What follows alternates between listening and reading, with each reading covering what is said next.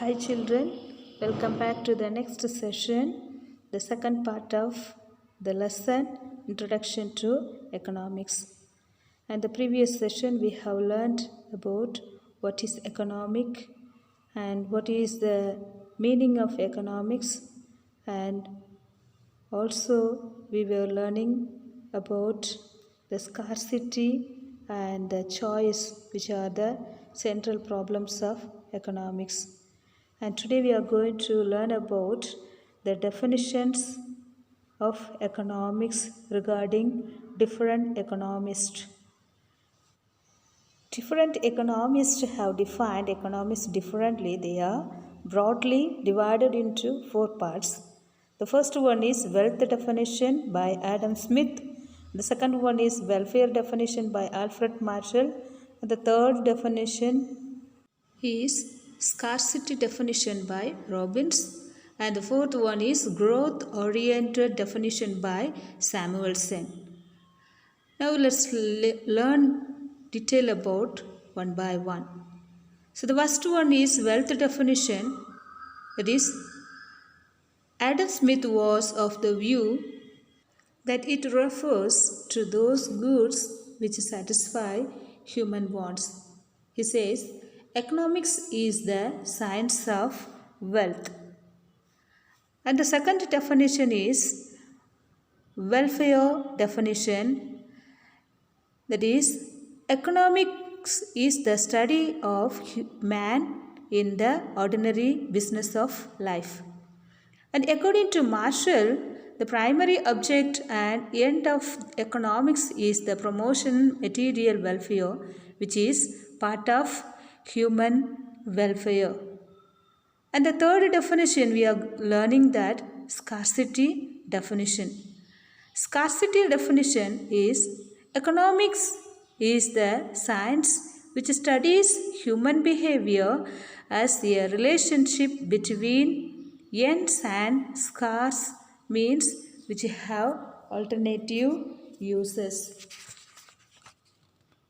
which is said by Lionel Robbins in the year of 1932.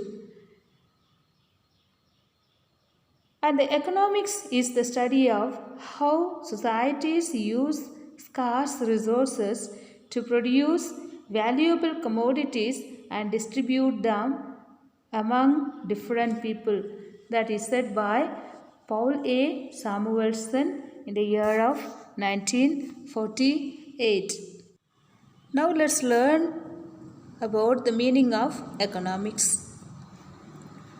The word economics comes from the Greek words oikos, which means household, and nomos, which means management. Thus, economics refers to the art of household management that involves using the available means to satisfy the basic needs of the family as well as to prosper. The same rule, when applied to the whole society, implies that economics is the study of how the society uses its resources to satisfy the basic needs of the people as well as for their economic prosperity. The organization of economic activities is called economy. So what is called economy? The economic activities of an organization is called economy. Now we are skipping the part of importance of the study of economics and economic activities, in that production, consumption, exchange, distribution, also micro and macroeconomics. Now we are going to learn about the basic economic problems, which are classified into 3 levels, and they are what to produce, how to produce, and for whom to produce. It is an important one.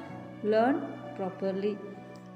The problems in economics arise due to scarcity of resources, which forces us to make a suitable choice.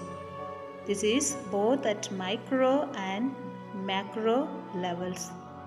And in this context, economics tries to provide answers to the following questions.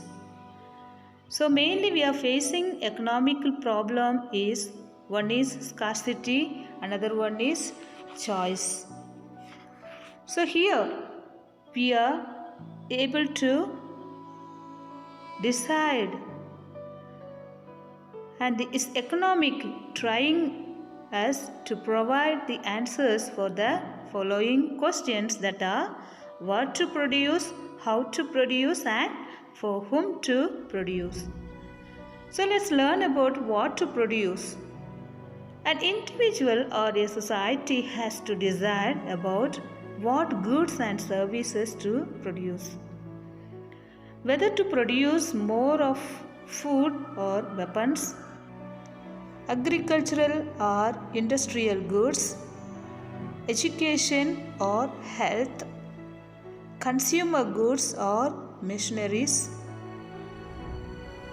The type of quantity of various goods produced depends upon the resource availability on the one hand and requirements of the people on the other one.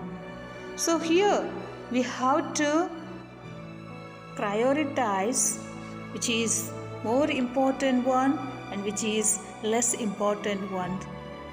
Whether we have to produce more food items than the weapons, and whether we have to produce agricultural goods or industrial goods, whether we have to give much importance for education or health, or and consumer goods or machineries.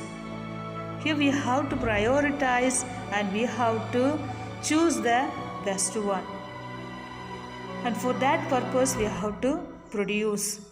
And the second one is how to produce. There are different ways to produce given goods. Different combinations of inputs and resources can be used to produce a given amount of goods or service. This is called the technology of production. Whether to use a technology that uses more labor or capital is to be decided by the society. This is essential to minimize the cost of production and efficient use of existing resources. So here we have to decide how to produce, how the human desires can be fulfilled. Different combinations of inputs and resources which can be used to produce in a given amount of goods and services. This is called as a technology of production. And we have to use, whether you have to use technology that uses more labor intensive technology, or which use, whether to use the capital intensive technology is to be decided by the society. And this is the essential to minimize the cost of production and efficient use of existing resources. What we have to make use of. The resources which we are having, we have to make use of. So that should be decided by the society to fulfill the needs of people. And the third one is for whom to produce. Who will get the goods so produced and in what quantities? This is the problem of issue of distribution, such that each person should get at least a minimum quantity of goods and services for consumption. For instance, it may be availability of food, basic education, or primary health. Thus, Every society has to decide the distribution of scarce resources and goods and services among all individuals. For example, we are 56 in the class. The teacher is bringing 50 chocolates. It will be insufficient. So, here the availability of distributing chocolate may not be equal. So, we have to produce the quantity which is needed. Minimum quantity of goods and services for the consumption should be produced. According to the need of humanity, we have to produce the things and the quantity should be very important. Thus, the study of economics helps us to understand the current use of resources and plan for their more efficient use in the future. The economists usually advise government on these matters, and as a result, the well-being of the individuals and the country can be improved. Some of the points to be remembered: we use various things in our daily life. Their things are called goods and services. Food, clothes, TV, mobiles, furnitures, etc. are physical and tangible object which is touchable. Electricity, transportation, medical services, education, tailoring, music, internet services, etc. are intangible and also essential to man. Intangible means untouchable. The people using goods and services are called consumers. People engaged in the production of the goods and services are called the producers. We buy the required goods and services by paying the given price.